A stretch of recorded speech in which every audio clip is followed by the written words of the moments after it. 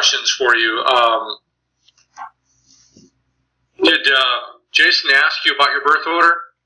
About my birth order? No, I don't think so. Which child are you in the family? Yeah, I'm the first, yeah. Number one, son. Yeah. Of your father? Yeah. All right. And have you had any other unusual symptoms in the last 5 years? In the last 5 years, no, not apart from this stuff. And what was the first thing you noticed about the symptoms on this? When I knew something was going on, we were away, we were camping, and yeah, I was riding my motorbike and I just felt a bit lightheaded. I felt like I was dehydrated, but I didn't know that at the time I was having a seizure. It was a mild seizure. Yeah, and then ended up coming home, and then a couple of weeks later after that, I had another one in the car on the way home from work, and then that's when I ended up going into hospital and figuring out what's going on. Well, I don't know what Jason's told you, but I have a tendency to work on the the unusual side of medicine, and so I can't say to you I have an outright solution for what you're going through, but I can only tell you what I would do for myself if I had some condition like this. Yeah. And what I'm going to tell you is a bit on the fringe. Gradually, it's becoming better understood that the family tree genetics contributes to these conditions, and many other conditions as well, right? And that these family genetics, they're part of a collection of family memories. And these are emotional memories. So the likelihood is that there's been a specific type of emotional memory locked up in your family tree, and you are experiencing the ongoing symptoms of the same family memory. And that the age that you have encountered this and the location in your body where a particular tumor is located gives us clues about what that emotional memory is like. Now, I'm pretty sure that it has to do with a very specific conflict in the family. And usually that conflict is internal to the family itself. It's not like the family goes to war against another family, or one country or religion goes to war against another religion. It's usually a family-oriented, pretty intense anger, rage, hatred. And usually the thing that does this is a very strong attack between, usually in this condition, it's usually just one or two people. It can be more people in the family, but it's usually you got the emotional pattern from a specific one or two different parts of your family that were in very deep conflict. And because the tumor is located in your head, in the brain specifically, it says that the argument was around some type of superiority. That superiority can be religion in combination with other ones, like economic class or race, or a whole series of different possible, very intense conflicts in the family itself. But before we go any further, I want to make a couple small observations. Can you put your fingers up to the screen where I can see the 4 middle fingers? Move them closer. Oh, that's good. Back them up just a bit so I can see them all. Move them in. What I was looking for to see if you had any unusual deviations in your knuckles, in your first joint. Do you have any? Just my thumb. What's that? My thumb knuckle is pretty damaged. So I don't know. Can you see the difference in the two thumbs. So that's Yeah. that's what it should look like. Yes. And it's quite large. Now, usually in situations like this, do you have any bulges or lumps at the bottom of your spine? No. Have you had any unusual displacement with your lower back? Yeah. I've had a lot of problems with my back. Yeah. I did the L5. I had an L5, bulging L5, L6 disc, which I ended up having a lot of, from when I was about 17 up till I was about 22, I had a lot of trouble with the sciatic nerve in my back, in my leg. Yeah. I won't go into explaining it, but the lower back is controlled by a specific group of ancestral memories. Yeah. Now, the lower back is the same symptom as a symptom in the brain.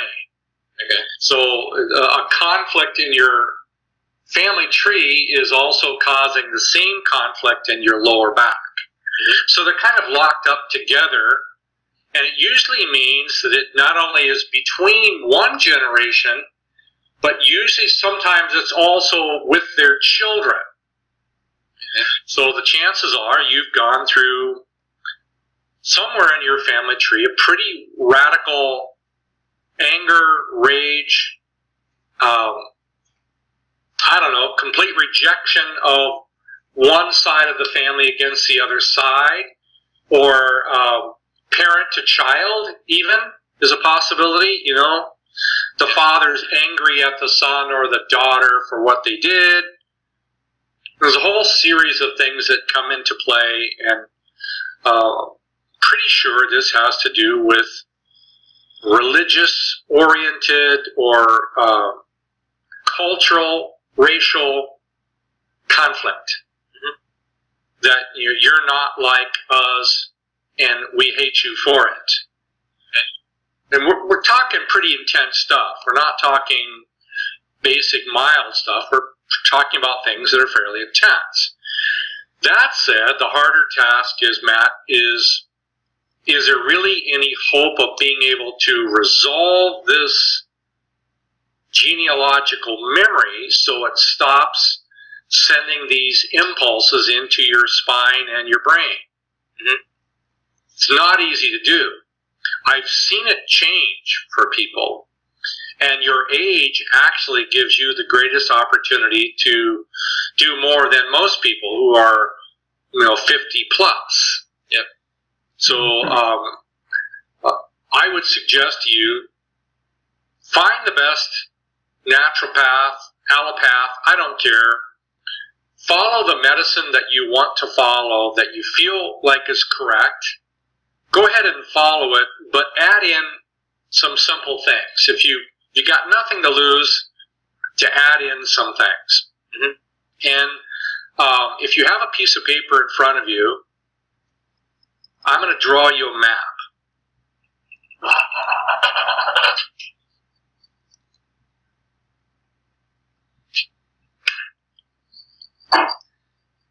Matt, how old were you when you first started getting symptoms? 26. 26.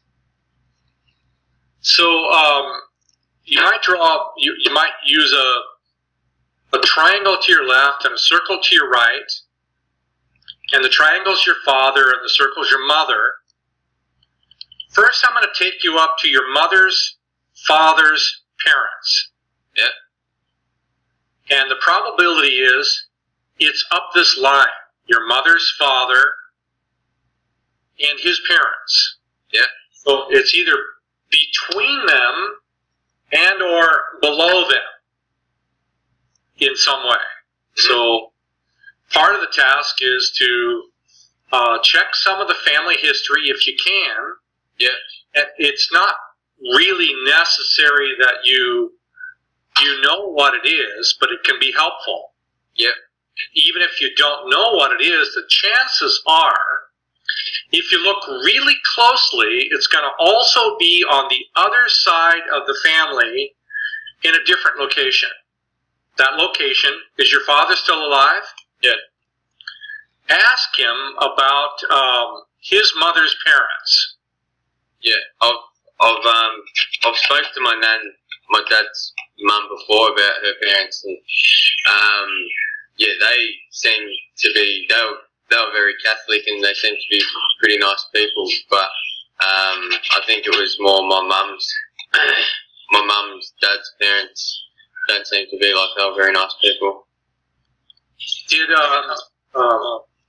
just double checking on your father's mother's parents? They were of the same religion?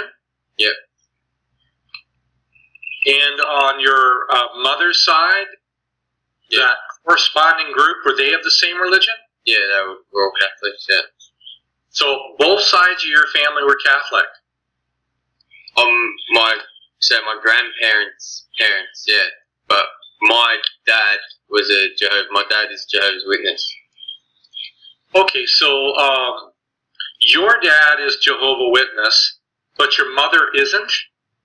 She was, but not anymore, no. Have they had any religious conflicts over this topic? I wouldn't say that they would conflict over the religion, but they're not together anymore. They're divorced now. So have you seen, to be honest with you, this is going to come down to you somewhere. Yeah. Because usually this comes down to you have to be the one to trigger it. Mm-hmm. So you have to be really honest with yourself. Have you had a strong dislike of a race or a religion? Not have you had a strong reaction to government authority or? Yeah, more like that. Yeah. But like it's but like growing up, when I went to school and that, my parents were Jehovah's Witness, so I was kind of Jehovah's Witness, you know what I mean? But I never really did it. I never really got like into it or anything, so I wasn't. Yeah, I don't really know what sort of part of it. What do you know about your mother's father's relationship to his parents? Well, my grandfather, my mother's father, I don't really have any. I've never really had anything to do with him. He growing up, we were always told that he didn't like us because my mum married a wog. But married what? A European. Okay. Other European. Yeah. But since the last now he's got cancer as well, and doesn't look like he's got lung cancer and he hasn't got long to live. So I've been making contact with him just to sort of get to know him a bit, and he's not a bad boy. But like growing up, I didn't really have much to do with my grandfather, my mum's dad. So, is there the presence of some cultural dislike of Europeans in general, or Caucasians, or is it race oriented or economic class? No, and since speaking to my granddad, and I asked him about it, he said race had nothing to do with it. He's like, I couldn't care that. I think it was more the fact that when my mum got with my dad, she was younger, like she was only like 15, and she'd run away from home and all that, and I think that's what made him not like my dad, you know what I mean? But yeah, the race, I don't reckon had much to do with it. I think it was more just the fact that, like she was his daughter. That's why he got upset. You know what I mean? Well, what you're describing is not going to be strong enough to produce the conditions that you're going through. Yeah. But the reality is something exists up there in some form or another that has caused this condition, and sometimes it's not easy to get ancestors to be clear or 100% honest or even have good memories about what went on.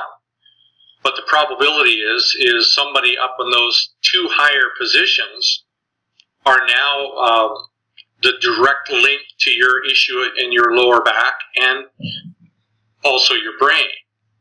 So whatever was going on between your grandfather and your mother on your mother's side, whatever is going on between your grandfather and his parents